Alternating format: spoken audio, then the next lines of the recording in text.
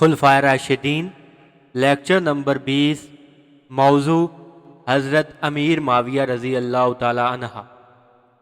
ہم نے پیچھے چھوڑا تھا حضرت عثمان غنی کا زمانہ آیا، کچھ سال گزر گئے تو میرے کانوں نے یہ آواز مدینہ میں سنی کہ ایک آدمی مدینہ کی گلیوں میں اعلان کر رہا تھا، مدینہ کے لوگوں، ملک شام میں ایک لشکر بحری جہازوں پر مشتمل امیر معاویہ نے تیار کیا ہے اور سمندروں میں اسلام کی جنگ ہونے والی ہے۔ اس لشکر میں جو جانا چاہتا ہے، جو جنت کا طلبگار ہے، وہ اس لشکر میں شریک ہو جائے، کیونکہ پیغمبر نے فرمایا جو آدمی پہلی بحری اسلامی لڑائی میں شریک ہوگا اس پر جنت واجب ہوگی۔ ام احرام رضی اللہ تعالی عنہا کہتی ہیں کہ جب میرے کانوں نے یہ بات سنی میں نے اپنے شوہر سے کہا کہ سارے کام چھوڑو، سارے کاروبار چھوڑو، جنت حاصل کرنے کا وقت آ چکا ہے۔ میں نے سامان باندھا، سواریاں تیار کی، اور جب ہم ملک شام پہنچے امیر معاویہ تخت خلافت پر بیٹھے تھے، اور میں نے امیر معاویہ سے کہا کہ امیر المومنین، اے امیر معاویہ، اے گورنر شام، یہ حدیث جو میرے رسول اللہ صلی اللہ علیہ وآلہ وسلم نے فرمائی اس کی میں راویہ ہوں۔ میرے پیغمبر نے آپ کے لیے جنت کے وجوب کا ٹکٹ دیا ہے۔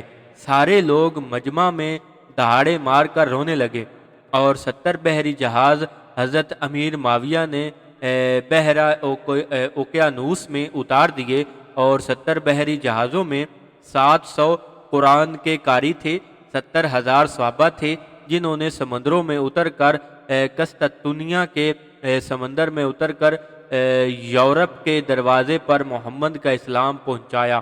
اور جب وہ لشکر سمندر میں اترا تو پاپائے روم نے کہا کہ اسلام کو عرب سے نکال کر عجم تک عمر فاروق نے پہنچایا، اور عجم سے نکال کر اب یورپ تک معاویہ بن ابو سفیان نے پہنچایا۔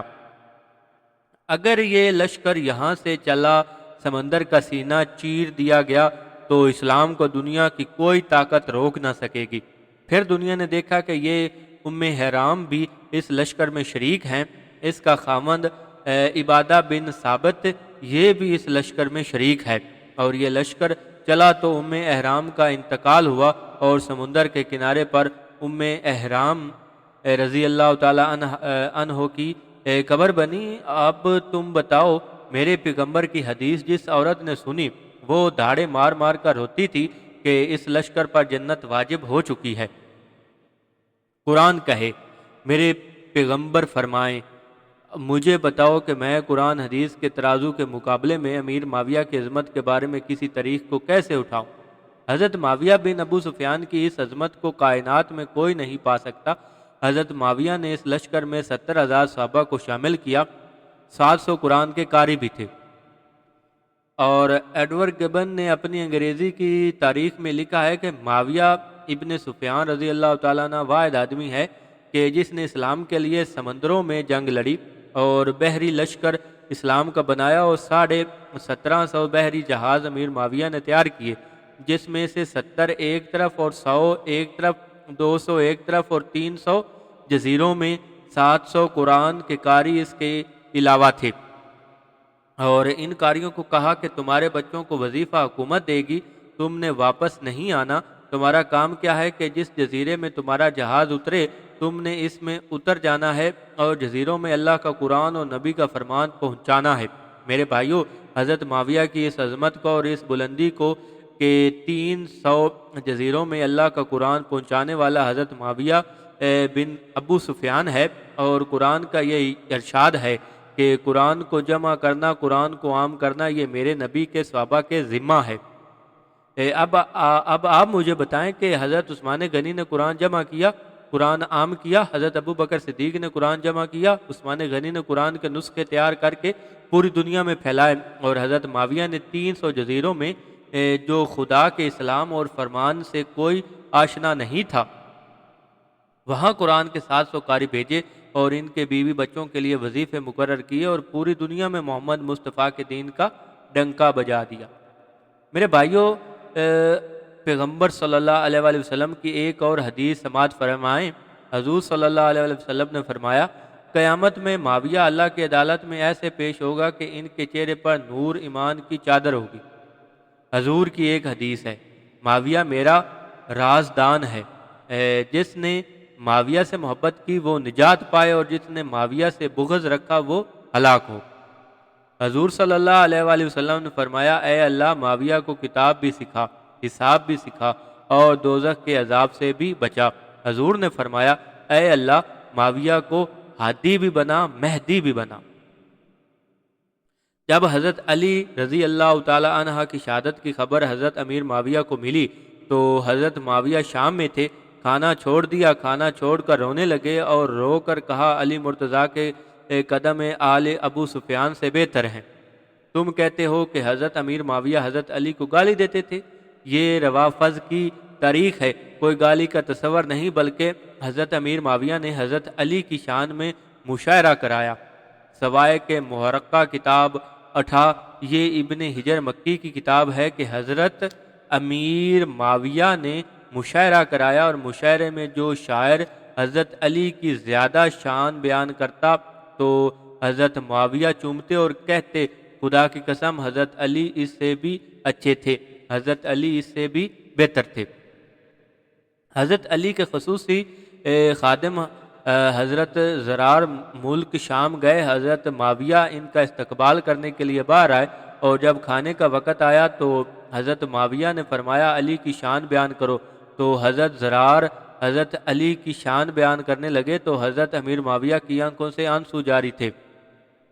حضرت امیر معاویہ کا حضرت علی مرتضیٰ سے قاتلان عثمان کے سلسلہ میں اختلاف ہوا تو اس وقت کیسر الروم نے خط لکھا حضرت امیر معاویہ کو کہ مجھے معلوم ہے کہ علی تجھ پر چڑھائی کرنا چاہتا ہے، علی تیرے خلاف ہے، اگر مجھے حکم ہو تو میں تیری مدد کروں۔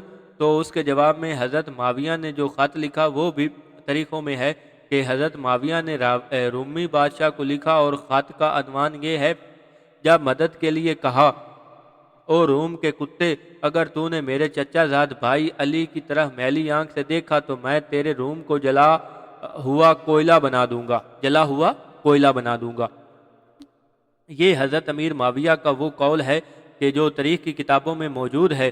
چند روافض کی لکھی ہوئی تاریخوں سے امیر معاویہ کے تقدس کو مجروح نہیں کیا جا سکتا۔ حضرت معاویہ کی خدمت اور قربانیوں سے اسلامی تاریخ بھری ہوئی ہے، لیکن ایک مخصوص طبقے نے شیعت کو پھیلانے کے لیے روافض کو جہنم دینے کے لیے حضرت معاویہ کے خلاف باتیں لکھی ہیں، جبکہ میں نے قرآن و حدیث کی روشنی میں حضرت معاویہ کے تقدس کو آپ کے سامنے رکھا۔